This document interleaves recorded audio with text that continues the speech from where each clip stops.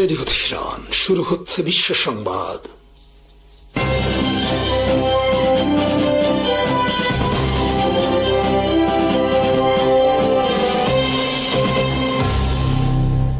শুরুতেই সংবাদ শিরোনাম। ইরান যুক্তরাষ্ট্রকে সতর্ক করে জানিয়েছে, দেশটির ভূখণ্ডে নতুন করে কোনো মার্কিন হামলা হলে উপসাগরীয় অঞ্চলের গুরুত্বপূর্ণ জ্বালানি অবকাঠামোতে পাল্টা হামলা চালানো হবে। বিষয়টি নিয়ে রয়টার্সের সঙ্গে কথা বলা 5টি সূত্র জানায়, প্রেসিডেন্ট ডোনাল্ড ট্রাম্প গত 28 জুলাই ইরানের জ্বালানি অবকাঠামোতে হামলার হুমকি দেওয়ার পর তেহরান উচ্চ পর্যায়ের কূটনৈতিক তৎপরতা শুরু করে। সূত্রগুলোর মতে, ইরানের পররাষ্ট্রমন্ত্রী আব্বাস আরাকচি সৌদি আরব, কাতার ও তুরস্কের পররাষ্ট্রমন্ত্রী এবং পাকিস্তানের সেনাপ্রধানের সঙ্গে যোগাযোগ করেন। তিনি উপসাগরীয় মিত্রদের প্রতি আহ্বান জানান তারা যেন ওয়াশিংটনকে নতুন হামলা থেকে বিরত রাখতে প্রভাব খাটায়। একই সঙ্গে সতর্ক করেন, হামলা হলে ইরান যুক্তরাষ্ট্রের সামরিক স্থাপনার পাশাপাশি উপসাগরীয় অঞ্চলের তেল ক্ষেত্র, শোধনাগার, বিদ্যুৎ কেন্দ্র, পানি সরবরাহ ব্যবস্থা ও পরিবহন অবকাঠামোকে লক্ষ্যবস্তু করবে। এদিকে সৌদি যুবরাজ মোহাম্মদ বিন সালমান ট্রাম্পের সঙ্গে ফোন আলাপে সামরিক পদক্ষেপ স্থগিত রেখে আলোচনা ও কূটনৈতিক সমাধানের সুযোগ দেওয়ার আহ্বান জানান বলে সূত্রগুলোর দাবি। কাতার, ওমান ও সৌদি আরবও যুক্তরাষ্ট্রকে তেহরানের সঙ্গে আলোচনা পুনরায় শুরু করার আহ্বান জানিয়েছে। ইরানের এক জ্যেষ্ঠ কর্মকর্তা বলেন, যদি ইরানের অবকাঠামো ক্ষতিগ্রস্ত হয় তবে তার জবাব আরও বড় পরিসরে দেওয়া হবে। তেহরানের লক্ষ্য হল সম্ভাব্য সংঘাতের অর্থনৈতিক ও কৌশলগত মূল্য এতটাই বাড়িয়ে তোলা যাতে যুক্তরাষ্ট্র ও তার আঞ্চলিক মিত্ররা সামরিক পদক্ষেপের বদলে কূটনৈতিক সমাধানকে অগ্রাধিকার দেয়। তবে এক জ্যেষ্ঠ কূটনীতিকের মতে, আলোচনার বড় বাধা হল ওয়াশিংটন এমন একটি ফলাফল চায় যা তারা নিজেদের বিজয় হিসেবে তুলে ধরতে পারে। মার্কিন প্রতিরক্ষা মন্ত্রী পিট হেগসেথকে ঘিরে রিপাবলিকান পার্টির ভেতরে অসন্তোষ বাড়ছে। এর প্রধান কারণ ইরানের সঙ্গে চলমান যুদ্ধ দীর্ঘায়িত হওয়া, পেন্টাগনের নেতৃত্বে ব্যাপক রদবদল এবং সামরিক সিদ্ধান্ত নিয়ে বিতর্ক। রিপাবলিকান সিনেটর থম টিলিস প্রকাশ্যে বলেন, হেগসেথের নেতৃত্বে তার আর আস্থা নেই। তার অভিযোগ, হেগসেথ বড় প্রতিষ্ঠান পরিচালনায় অনভিজ্ঞ, অতিরিক্ত হস্তক্ষেপ করেন এবং পেন্টাগনের ভেতরেও তার নেতৃত্বের উপর আস্থার সংকট তৈরি হয়েছে। আরও বিতর্ক তৈরি হয়েছে জেনারেল ক্রিস্টোফার লানিফকে মার্কিন সেনাবাহিনীর প্রধান হিসেবে মনোনয়ন দেয়াকে কেন্দ্র করে। রিপাবলিকান সিনেটর জনি আর্নস্ট ও রজার উইকার্স সহ কয়েকজন এই সিদ্ধান্তের বিরোধিতা করেন। তারা হেগসেথের সামরিক নেতৃত্ব পুনর্গঠনের পদ্ধতি এবং কিছু অভিযানের আইনি ভিত্তি নিয়েও প্রশ্ন তুলেছেন।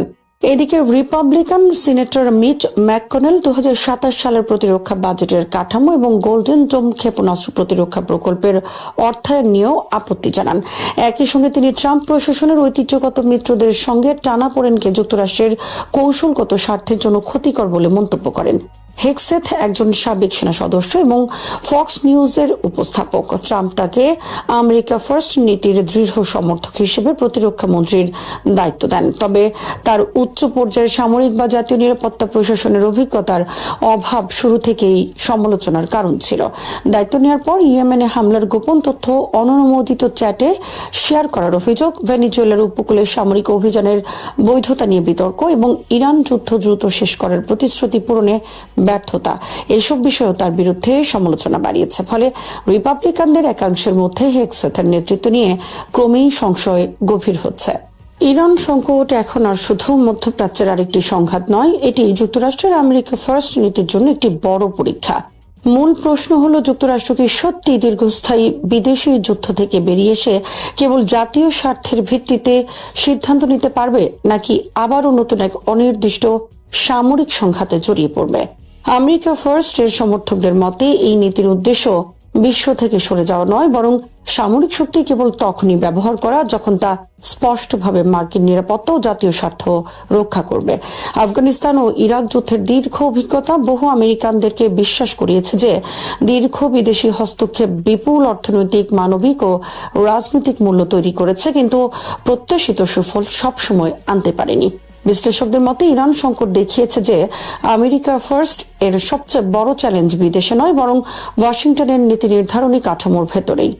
বহু দশক ধরে গড়ে ওঠা পররাষ্ট্রনীতি প্রতিষ্ঠান, নিরাপত্তা কাঠামো এবং নীতি নির্ধারকদের একটি অংশ বিশ্বাস করে যে বিশ্বজুড়ে সক্রিয় সামরিক উপস্থিতি যুক্তরাষ্ট্রের নেতৃত্ব ধরে রাখার মূল উপায়। এই প্রেক্ষাপটে ইরান সংকট একটি মৌলিক প্রশ্ন সামনে এনেছে। যুক্তরাষ্ট্র কি শক্তি প্রদর্শন ও যুদ্ধের মধ্যে পার্থক্য করতে পারবে? প্রতিটি আঞ্চলিক সংকটে সামরিকভাবে জড়ানো কি সত্যি মার্কিন স্বার্থ রক্ষা করে নাকি তার নতুন দীর্ঘমেয়াদী সংঘাতের ঝুঁকি বাড়ায়? আমেরিকা ফার্স্ট এর দৃষ্টিতে যে কোনো বিদেশি অভিযানের আগে কয়েকটি প্রশ্ন জরুরি। এটি কি আমেরিকানদের নিরাপত্তা বাড়াবে? লক্ষ্য কি স্পষ্ট? ব্যয় কি জাতীয় স্বার্থের সঙ্গে সামঞ্জস্যপূর্ণ? যদি উত্তর নেতিবাচক হয় তবে সেই প্রতিশ্রুতির যৌক্তিকতা নিয়ে প্রশ্ন তোলা স্বাভাবিক। সবশেষ, ইরান সংকট শুধু একটি আঞ্চলিক সংঘাত নয়, এটি নির্ধারণ করতে পারে আমেরিকা ফার্স্ট কেবল নির্বাচনী স্লোগান হিসেবেই থাকবে নাকি যুক্তরাষ্ট্রের পররাষ্ট্রনীতিতে বাস্তব ও স্থায়ী পরিবর্তন আনতে সক্ষম হবে। সৌদি আরবের পররাষ্ট্রমন্ত্রী প্রিন্স ফয়সাল বিন ফারহান বুধবার জর্ডানের রাজধানী আম্মানে জেরুজালেম ও এর পবিত্র স্থানসমূহের সমর্থনে অনুষ্ঠিত মন্ত্রী পর্যায়ের বৈঠকে অংশ নিয়ে পূর্ব জেরুজালেমকে ফিলিস্তিনের রাজধানী হিসেবে পুনর্ব্যক্ত করেন। তিনি বলেন, ধর্মীয় স্বাধীনতার বক্তব্যকে ব্যবহার করে জেরুজালেমে নতুন রাজনৈতিক বাস্তবতা ও দখলদারিত্ব প্রতিষ্ঠার যে কোনো প্রচেষ্টা গ্রহণযোগ্য নয়।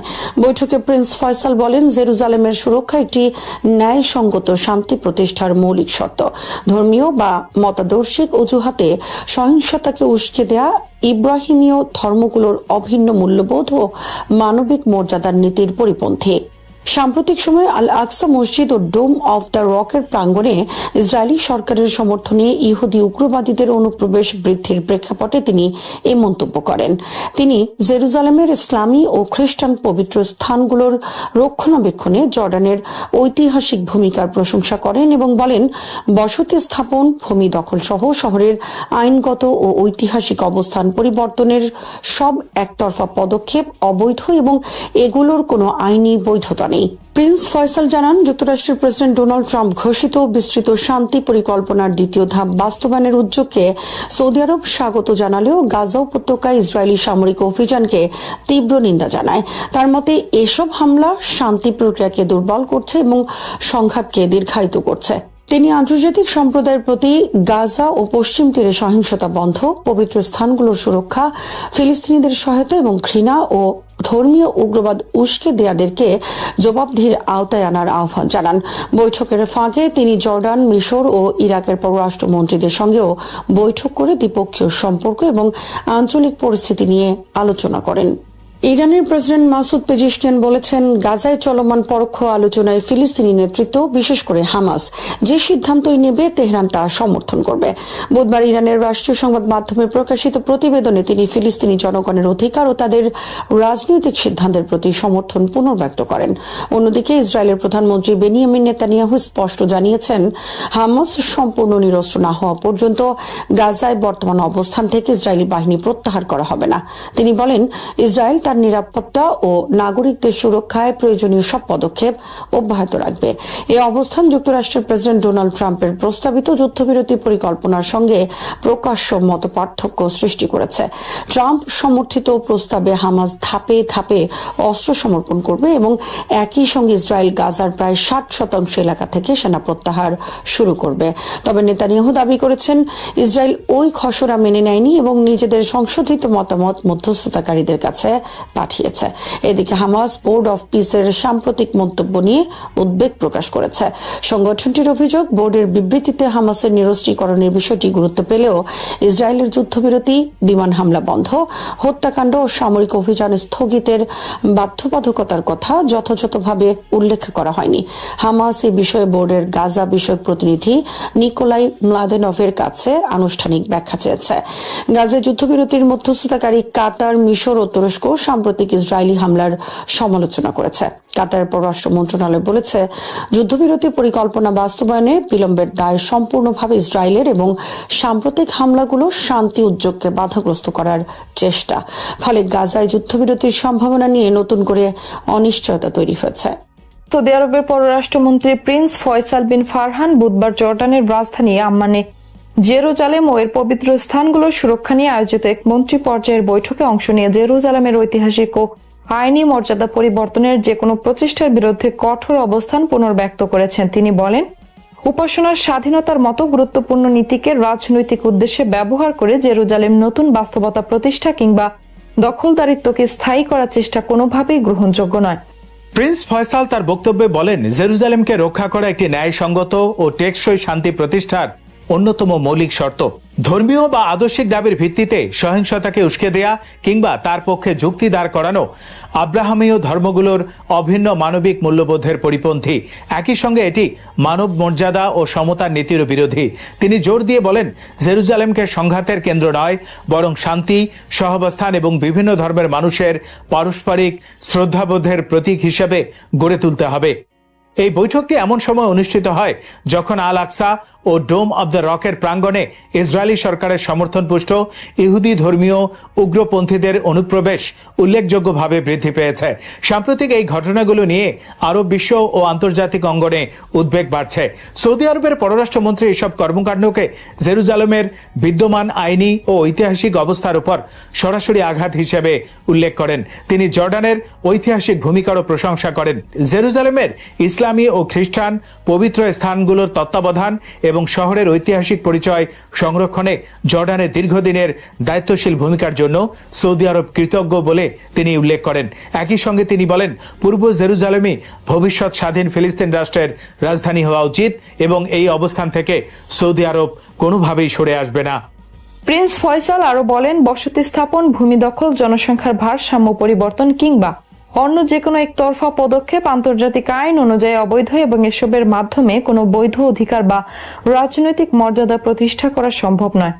জেরুজালেমের পরিচয়, চরিত্র বা আইনি অবস্থান পরিবর্তনের উদ্দেশ্যে নেওয়া সব ধরনের পদক্ষেপ সৌদি আরব দৃঢ়ভাবে প্রত্যাখ্যান করে। তিনি যুক্তরাষ্ট্রের প্রেসিডেন্ট ডোনাল্ড ট্রাম্প ঘোষিত মধ্যপ্রাচ্য শান্তি পরিকল্পনার দ্বিতীয় ধাপ বাস্তবায়নের উদ্যোগকে স্বাগত জানালেও একই সঙ্গে গাজা উপত্যকায় ইসরায়েলি সামরিক অভিযানের তীব্র নিন্দা জানান। তার ভাষায়, গাজায় চলমান সামরিক হামলা শান্তি উদ্যোগের সঙ্গে সাংঘর্ষিক এবং এটি চুক্তির ভিত্তিতে দুর্বল করে দিচ্ছে। পাশাপাশি এসব পদক্ষেপ শান্তি প্রক্রিয়া ব্যাহত করতে আগ্রহী পক্ষগুলোর উদ্দেশ্য পূরণে সহায়তা করছে। তিনি আন্তর্জাতিক সম্প্রদায়ের প্রতি আহ্বান জানিয়ে বলেন, শুধু উদ্বেগ প্রকাশ করলেই হবে না, গাজা ও পশ্চিম তীরে চলমান লঙ্ঘন বন্ধে কার্যকর পদক্ষেপ নিতে হবে। পবিত্র স্থানগুলোর নিরাপত্তা নিশ্চিত করা, ফিলিস্তিনি জনগণের পাশে দাঁড়ানো এবং ঘৃণামূলক বক্তব্য, ধর্মীয় উগ্রবাদ ও বর্ণবাদী শ্রেষ্ঠত্বের প্রচারণা বন্ধে আন্তর্জাতিক সমাজকে আরও সক্রিয় ভূমিকা পালন করতে হবে। একই সঙ্গে বসতি স্থাপনকারীদের সহিংসতা এবং সহিংসতায় উস্কানিদাতাদের জবাবদিহির আওতায় আনার আহ্বান জানান তিনি। সৌদি পররাষ্ট্রমন্ত্রী বলেন, জেরুজালেম এমন একটি শহর যা বিশ্বের কোটি কোটি মুসলিম, খ্রিস্টান ও ইহুদির কাছে সমানভাবে গুরুত্বপূর্ণ। তাই এই শহরকে বিভাজন, সংঘাত কিংবা শক্তির রাজনীতির প্রতীক বানানো উচিত নয়, বরং এটি এমনভাবে একটি স্থান হওয়া উচিত যা বিভিন্ন ধর্ম ও সংস্কৃতির মানুষের মধ্যে পারস্পরিক শ্রদ্ধা, সংলাপ ও সহাবস্থানের উদাহরণ স্থাপন করবে। তিনি আরো বলেন, জেরুজালেমের ঐতিহাসিক ও আইনি মর্যাদা সংরক্ষণ করা শুধু ফিলিস্তিন ইসরায়েলের সংঘাতের সমাধানের জন্য নয়, বরং পুরো মধ্যপ্রাচ্যের দীর্ঘমেয়াদী শান্তি, নিরাপত্তা, স্থিতিশীলতা ও অর্থনৈতিক সমৃদ্ধি নিশ্চিত করার ক্ষেত্রেও অত্যন্ত গুরুত্বপূর্ণ। বৈঠকের ফাঁকে প্রিন্স ফয়সাল জর্ডানের পররাষ্ট্রমন্ত্রী আইমান সাফাদের সঙ্গে দ্বিপাক্ষিক বৈঠক করেন। বৈঠকে সৌদি আরব ও জর্ডানের সম্পর্ক আরও জোরদার করার উপায় নিয়ে আলোচনা করা হয়। পাশাপাশি পশ্চিম তীর ও গাজা উপত্যকার সর্বশেষ পরিস্থিতি এবং আঞ্চলিক কূটনৈতিক প্রচেষ্টার বিভিন্ন দিক পর্যালোচনা করা হয়। এছাড়া সৌদি পররাষ্ট্রমন্ত্রী, মিশরের পররাষ্ট্রমন্ত্রী বদর আবদেলাত্তি এবং ইরাকের পররাষ্ট্রমন্ত্রী ফুয়াদ হুসেইনের সঙ্গে পৃথক বৈঠক করেন।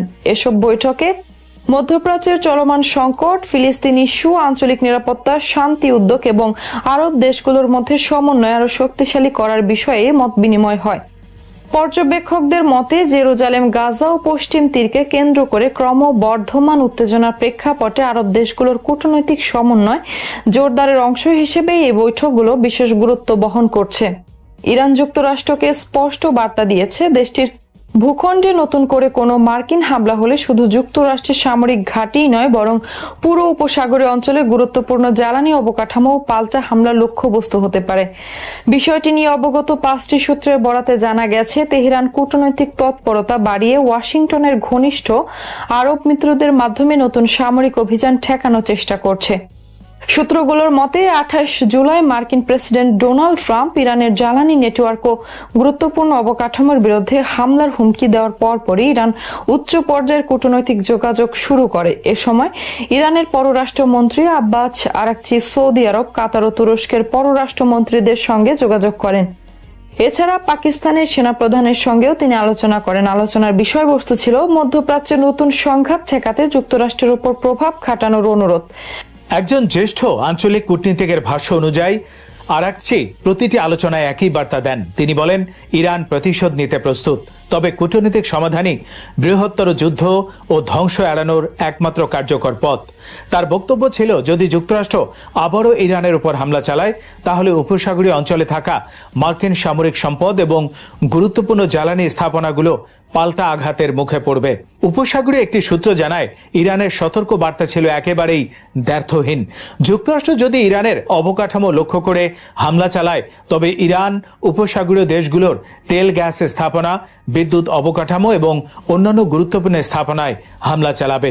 এই বার্তা মূলত সৌদি আরব ও কাতারের মাধ্যমে পুরো উপসাগরীয় অঞ্চলের দেশগুলোর কাছে পৌঁছে দেওয়া হয়েছে। বিশ্লেষকদের মতে, এই কূটনৈতিক উদ্যোগের মাধ্যমে ইরান মূলত একটি বার্তা দিতে চায়, তাদের উপর নতুন হামলা হলে তার প্রভাব শুধু ইরানের মধ্যে সীমাবদ্ধ থাকবে না, বরং পুরো মধ্যপ্রাচ্য ও বৈশ্বিক জ্বালানি বাজার অস্থিতিশীল হয়ে উঠতে পারে। ফলে যুক্তরাষ্ট্রের সামরিক উপস্থিতি থাকা উপসাগরীয় দেশগুলো কঠিন অবস্থায় পড়বে। একদিকে তারা ওয়াশিংটনের নিরাপত্তা অংশীদার, অন্যদিকে তাদের অর্থনীতি নির্ভর করে তেল ও গ্যাস রপ্তানির উপর। এদিকে সৌদি যুবরাজ মোহাম্মদ বিন সালমানও পরিস্থিতি শান্ত রাখতে কূটনৈতিক উদ্যোগ নেন। সূত্রগুলোর দাবি, তিনি প্রেসিডেন্ট ট্রাম্পের সঙ্গে কথা বলে সম্ভাব্য সামরিক অভিযান স্থগিত করার আহ্বান জানান। একই সঙ্গে তিনি যুদ্ধবিরতি, নতুন আলোচনা এবং কূটনৈতিক সমাধানের উপর গুরুত্ব আরোপ করেন। উপসাগরে একটি সূত্র জানায়, সৌদি আরবের মূল্যায়ন হলো আরও সামরিক উত্তেজনা পরিস্থিতিকে কেবল আরও ধ্বংসাত্মক করে তুলবে। তাই রিয়াদ যুক্তরাষ্ট্রকে আলোচনার সুযোগ দিতে উৎসাহিত করেছে। তবে একই সঙ্গে সৌদি আরব এটিও স্পষ্ট করেছে যে নিজেদের নিরাপত্তা হুমকির মুখে পড়লে তার আত্মরক্ষার জন্য প্রয়োজনীয় ব্যবস্থা নেবে। সৌদি রাজ পরিবারের ঘনিষ্ঠ বিশ্লেষক আলী শিহাবি বলেন, রিয়াদের দৃষ্টিতে কেবল সামরিক শক্তি দিয়ে কাঙ্ক্ষিত ফল অর্জন সম্ভব নয়। তার মতে, সীমিত ও পরিমিত সামরিক প্রতিক্রিয়া এবং হরমুজ প্রণালীতে ইরানের ওপর ধারাবাহিক চাপ বজায় রাখার পাশাপাশি কূটনৈতিক আলোচনা চালিয়ে যাওয়াই দীর্ঘমেয়াদে সবচেয়ে কার্যকর পথ হতে পারে। অন্যদিকে ইরানের শীর্ষ নেতৃত্ব বহুদিন ধরেই উপসাগরীয় অঞ্চলে থাকা মার্কিন সামরিক ঘাঁটি বন্ধের দাবি জানিয়ে আসছে। তেহরানের অভিযোগ, কিছু আরব দেশ যুক্তরাষ্ট্রকে গোয়েন্দা তথ্য দিয়ে সহযোগিতা করছে, যা ইরানের বিরুদ্ধে সামরিক অভিযানে ব্যবহৃত হচ্ছে। তাই নতুন হামলা হলে শুধু মার্কিন ঘাঁটি নয়, বরং বিদ্যুৎ কেন্দ্র, তেল শোধনাগার, পানি সরবরাহ ব্যবস্থা, পরিবহন অবকাঠামো এবং তেল ক্ষেত্র লক্ষ্যবস্তু হতে পারে বলে ইরানি কর্মকর্তারা ইঙ্গিত দিয়েছেন। একজন ইরানি কর্মকর্তা বলেন, শত্রুপক্ষ যদি ইরানের অবকাঠামো ধ্বংস করার চেষ্টা করে, তাহলে ইরান তার চেয়েও বড় ক্ষতির জবাব দেবে। তার মতে, এই হুঁশিয়ারির উদ্দেশ্য হল যুক্তরাষ্ট্র ও তার মিত্রদের বোঝানো, যে কোনো নতুন যুদ্ধ শুরু হলে তার অর্থনৈতিক ও কৌশলগত মূল্য অত্যন্ত বেশি হবে। ইরানের দৃষ্টিতে বর্তমান প্রেসিডেন্ট ট্রাম্পের সামনে দুটি কঠিন পথ খোলা রয়েছে। প্রথমটি হলো সংঘাত আরও বাড়িয়ে এমন পরিস্থিতি তৈরি করা যা পুরো উপসাগরীয় অঞ্চলকে যুদ্ধের মধ্যে ঠেলে দিতে পারে এবং বৈশ্বিক জ্বালানি সরবরাহ ব্যাহত করতে পারে। দ্বিতীয়টি হলো আলোচনার মাধ্যমে এমন একটি সমঝোতায় পৌঁছানো যা হয়তো ওয়াশিংটনের প্রত্যাশিত পূর্ণ বিজয় নিশ্চিত করবে না, কিন্তু বৃহত্তর যুদ্ধ এড়াতে সহায়ক হবে। একজন জ্যেষ্ঠ আঞ্চলিক কূটনীতিকের মতে, সমঝোতার পথে সবচেয়ে বড় বাধাগুলোর একটি হলো যুক্তরাষ্ট্র এমন একটি ফলাফল চায় যা তারা নিজেদের বিজয় হিসেবে উপস্থাপন করতে পারে। অন্যদিকে ইরান এমন কোনো সমঝোতা চায় না যা তাদের দুর্বল অবস্থান নিয়ে যায়। ফলে উভয় পক্ষের রাজনৈতিক অবস্থান ও মর্যাদার প্রশ্নই ভবিষ্যৎ আলোচনার সাফল্য নির্ধারণের গুরুত্বপূর্ণ ভূমিকা রাখতে পারে। ইরান ও যুক্তরাষ্ট্রের মধ্যে সাম্প্রতিক সংঘাত আপাতত থেমে গেলেও মূল প্রশ্ন রয়ে গেছে, ওয়াশিংটন কি সত্যি সংকটের স্থায়ী সমাধান চায়, নাকি আবারও কূটনীতিকের চাপ সৃষ্টির একটি হাতিয়ার হিসেবে ব্যবহার করছে? কয়েক দশকের বৈরিতা, পারস্পরিক অবিশ্বাস এবং ভঙ্গুর আলোচনার ইতিহাস বিবেচনায় নিলে এই প্রশ্নের উত্তর সহজ নয়। 1979 সালের ইসলামী বিপ্লবের পর তেহরানে মার্কিন দূতাবাস দখলের ঘটনা থেকে শুরু করে দুই দেশের সম্পর্ক একের পর এক সংকট, নিষেধাজ্ঞা, হুমকি ও পরোক্ষ সংঘর্ষের মধ্য দিয়ে এগিয়েছে। 2015 সালের পরমাণু চুক্তি কিছু সময়ের জন্য সম্পর্ক স্বাভাবিক হওয়ার সম্ভাবনা তৈরি করলেও 2018 সালে যুক্তরাষ্ট্রের একতরফাভাবে চুক্তি থেকে সরে যাওয়া এবং সর্বোচ্চ চাপ নীতিতে ফিরে যাওয়া দুই দেশের মধ্যে অবশিষ্ট আস্থাও নষ্ট করে দেয়। ফলে বর্তমানে সম্পর্ক এমন এক পর্যায়ে পৌঁছেছে যেখানে সংঘাত বাড়ছে, কিন্তু আলোচনার বাস্তব সম্ভাবনা সীমিত। বর্তমান পরিস্থিতিতে প্রেসিডেন্ট ডোনাল্ড ট্রাম্পের বক্তব্যে এক ধরনের দ্বৈততা দেখা যায়। একদিকে তিনি ইরানের সঙ্গে নতুন সমঝোতার সম্ভাবনার কথা বলেন, অন্যদিকে কঠোর সামরিক হামলারও হুমকি দেন। তার বক্তব্য থেকে বোঝা যায় কূটনীতি তার কাছে নিজস্ব কোনো লক্ষ্য নয়, বরং এটি সামরিক চাপের সঙ্গে সমন্বিত একটি কৌশল। দ্রুত যুক্তরাষ্ট্রের শর্তে সমঝোতা অর্জনই তার অগ্রাধিকার। তাই আলোচনা ও সামরিক শক্তি দুটোকেই তিনি পরিস্থিতি অনুযায়ী ব্যবহারযোগ্য পরিপূরক হাতিয়ার হিসেবে দেখেন। অন্যদিকে তেহরানও ওয়াশিংটনের প্রতিশ্রুতির বিশ্বাসযোগ্যতা নিয়ে গভীর সন্দিহান। ইরানের নেতৃত্বের মতে তারা সরাসরি আলোচনায় ফেরার কোনো অনুরোধ জানায়নি এবং অতীত অভিজ্ঞতা প্রমাণ করে যে কেবল মৌখিক প্রতিশ্রুতি যথেষ্ট নয়। যুক্তরাষ্ট্র যদি আবারও আলোচনার মাধ্যমে নতুন ছাড় আদায়ের চেষ্টা করে কিন্তু বাস্তবে প্রতিশ্রুতি রক্ষা না করে, তবে সেটি ইরানের জন্য গ্রহণযোগ্য হবে না। সে কারণে তেহরান যে কোনো ভবিষ্যৎ আলোচনায় বাস্তবায়নযোগ্য ও যাচাইযোগ্য নিশ্চয়তার উপর জোর দিচ্ছে। এদিকে সংকট এখন আর কেবল দ্বিপক্ষীয় সম্পর্কের মধ্যে সীমাবদ্ধ নেই। ইরাকে প্রতিরোধ গোষ্ঠীগুলোর বিরুদ্ধে সামরিক অভিযান, লোহিত সাগরে উত্তেজনা, সৌদি আরবের আরও সক্রিয় ভূমিকা এবং মিশর সহ অন্যান্য আঞ্চলিক শক্তির সম্ভাব্য সম্পৃক্ততা পুরো মধ্যপ্রাচ্যকে একটি বিস্তৃত নিরাপত্তা সংকটের দিকে ঠেলে দিয়েছে। এর ফলে বৈশ্বিক জ্বালানি নিরাপত্তা, আন্তর্জাতিক বাণিজ্য এবং বিশ্ব অর্থনীতির উপরও চাপ সৃষ্টি হয়েছে। একই সঙ্গে দীর্ঘমেয়াদী সামরিক উপস্থিতির কারণে যুক্তরাষ্ট্রের প্রতিরক্ষা ব্যয় বৃদ্ধি, অস্ত্রের মজুত কমে যাওয়া এবং অভ্যন্তরীণ রাজনৈতিক চাপও ওয়াশিংটনের সিদ্ধান্ত গ্রহণকে জটিল করে তুলেছে। সমালোচনামূলক দৃষ্টিকোণ থেকে অনেক বিশ্লেষকের মতে ট্রাম্প প্রশাসনের আলোচনার প্রস্তাব কেবল বিরোধ নিরসনের প্রচেষ্টা নয়, বরং মধ্যপ্রাচ্যে নতুন কৌশলগত ভারসাম্য প্রতিষ্ঠার বৃহত্তর পরিকল্পনার অংশ। এই কৌশলে আলোচনাকে ব্যবহার করা হয় অর্থনৈতিক, নিরাপত্তাগত ও মনস্তাত্ত্বিক চাপ বাড়ানোর উপায় হিসেবে। ফলে পরমাণু কর্মসূচিতে ছাড় দিলেও ইরানের ক্ষেপণাস্ত্র সক্ষমতা, আঞ্চলিক প্রভাব এবং বৈদেশিক নীতির মতো নতুন বিষয় সামনে আসতে পারে। অতীতের অভিজ্ঞতা ইঙ্গিত দেয় যে একতরফা ছাড় দিলেই সংঘাতের অবসান নিশ্চিত হয় না।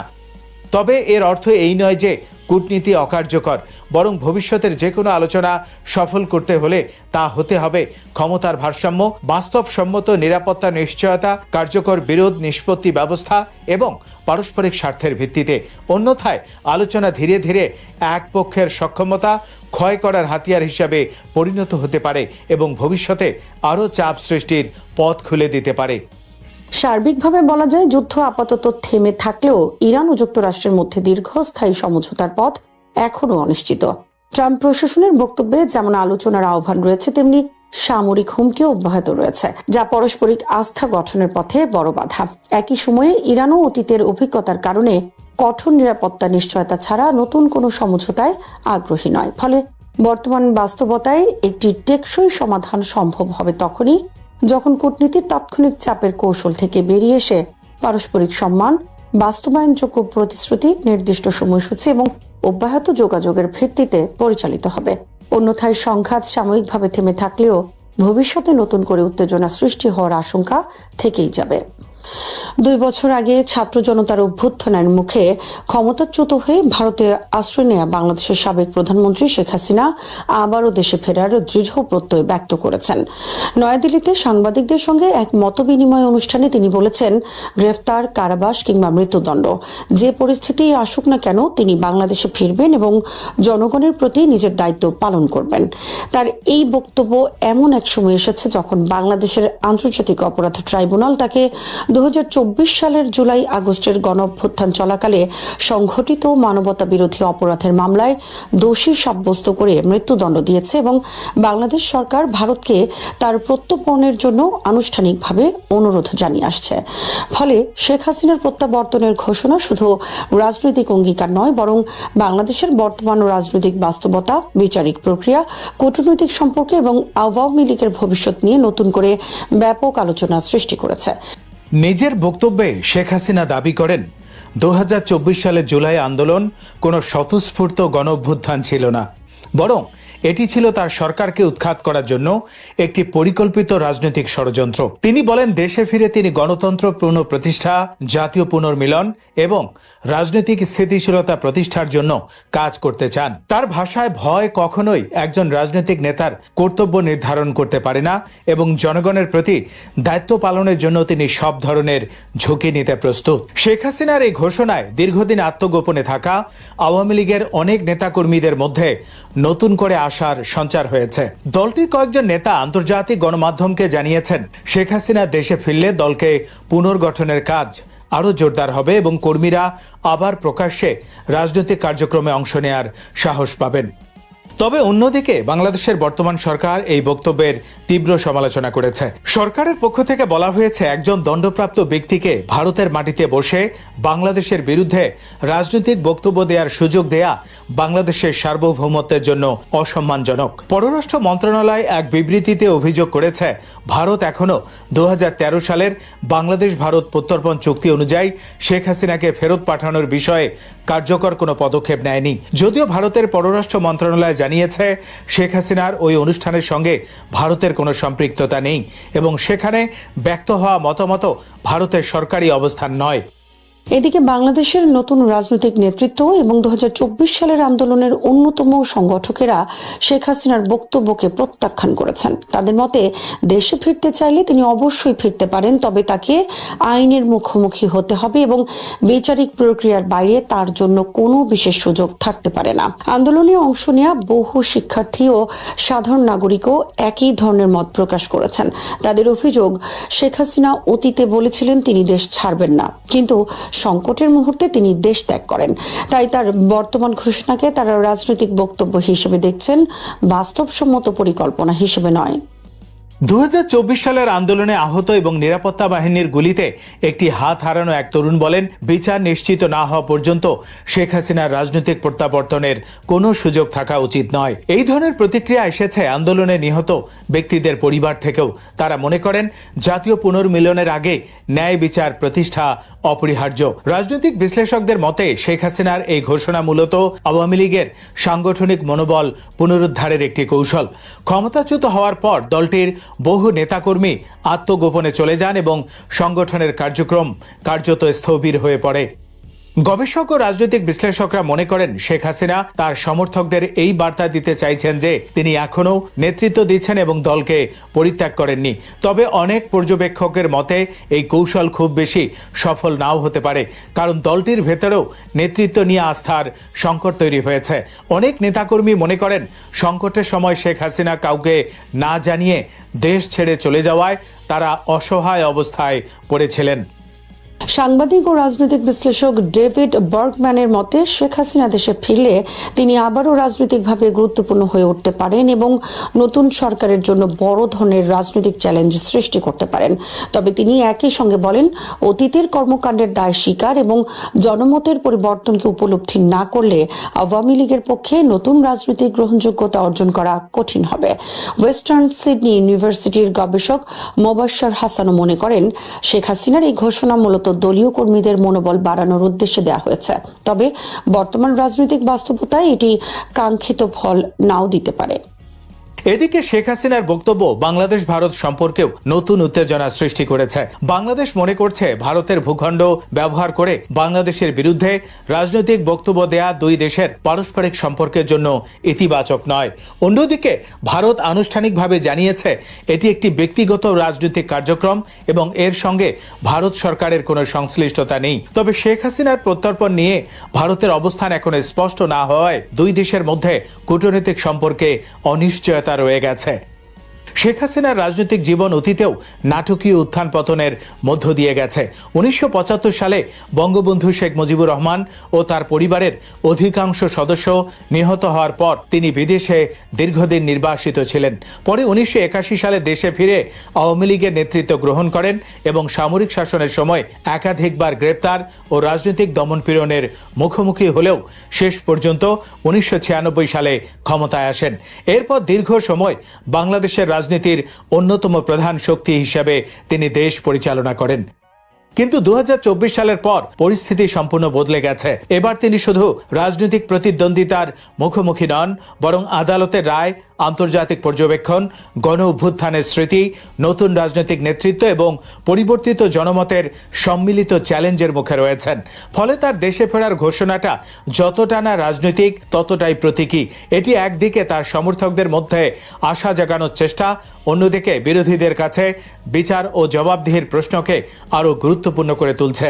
শেখ হাসিনা আদৌ দেশে ফিরবেন কিনা, ভারত তাকে প্রত্যর্পণ করবে কিনা, কিংবা দেশে ফিরলে বিচারিক প্রক্রিয়া কিভাবে পরিচালিত হবে, এসব প্রশ্নের উত্তর এখনো অনিশ্চিত। তবে একটি বিষয় স্পষ্ট, 2024 সালের রাজনৈতিক পরিবর্তনের পর বাংলাদেশের রাজনীতি নতুন এক বাস্তবতায় প্রবেশ করেছে এবং সেই বাস্তবতায় শেখ হাসিনার সম্ভাব্য প্রত্যাবর্তন শুধু একজন সাবেক প্রধানমন্ত্রীর ব্যক্তিগত সিদ্ধান্ত নয়, এটি বাংলাদেশের ভবিষ্যৎ রাজনীতি, বিচার ব্যবস্থা, গণতান্ত্রিক প্রতিষ্ঠান, দলীয় পুনর্গঠন এবং আঞ্চলিক কূটনীতির উপরও গুরুত্বপূর্ণ প্রভাব ফেলতে পারে। আগামী দিনগুলোতে তার প্রত্যাবর্তনের সম্ভাবনা, প্রত্যর্পণ ইস্যু এবং বিচারিক প্রক্রিয়ার অগ্রগতি বাংলাদেশের রাজনীতির অন্যতম আলোচিত বিষয় হয়ে থাকবে। শ্রোতা বন্ধুরা, বিশ্ব সংবাদে এই ছিল আমাদের সর্বশেষ আয়োজন। সঙ্গে থাকার জন্য আপনাদের সবাইকে অসংখ্য ধন্যবাদ।